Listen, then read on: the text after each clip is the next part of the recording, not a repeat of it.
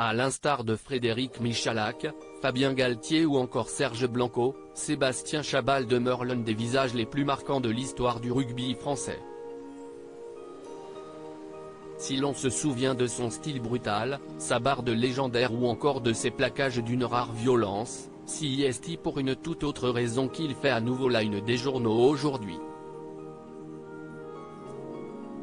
En effet, l'ex-international du 15 de France aux 65 sélections est impliqué dans une sombre affaire à l'approche de la Coupe du Monde de rugby 2023, organisée en France, comme le rapportent nos confrères du Parisien qui s'appuient sur une source proche du dossier. Le sportif, qui est un des ambassadeurs de l'événement, est soupçonné de faire partie d'un trafic illégal de billets en marge de l'organisation de cette compétition. Le mari d'Annick aurait ainsi acquis pas moins d'une grosse centaine de places, pour une valeur potentielle de plusieurs dizaines de milliers d'euros, alors que la limite individuelle pour l'acquisition de ces précieux sésames est théoriquement fixée à 8 par personne. Des questions se posent sur l'hypothèse d'un trafic de billets mais rien n'est établi à ce stade, explique à ce sujet la source proche de l'enquête à l'AFP. Des accusations lourdes donc, mais que Sébastien Chabal en personne a tenu à démentir ce samedi 7 janvier, toujours auprès de l'AFP. Je n'entends pas faire de bénéfices sur ces places. Oui, j'ai bénéficié d'un accès privilégié pour acheter plus de billets que ce qu'il est possible de faire par une seule personne, en raison de mon statut d'ambassadeur de France 2023, a réagi Sébastien Chabal dans un communiqué.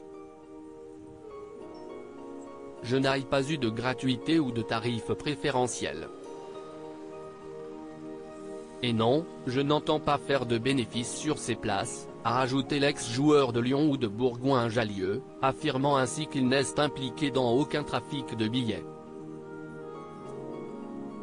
Il est évident que ces places ne sauraient être revendues par ceux qui en bénéficieront. Il est tout aussi inenvisageable qu'elles puissent servir à des opérations commerciales. Un autre ancien rugbyman, répondant au nom de Henri Mioche, et faisant partie de l'organisation de la Coupe du Monde entre 2017 et 2020, est lui soupçonné d'avoir acheté pas moins de 600 billets, toujours d'après cette source proche de l'enquête. Un scandale de plus qui fait tache pour le rugby français, après la condamnation pour corruption de Bernard Laporte en fin d'année dernière, ainsi que le renvoi de Claude Hatché, directeur du comité d'organisation.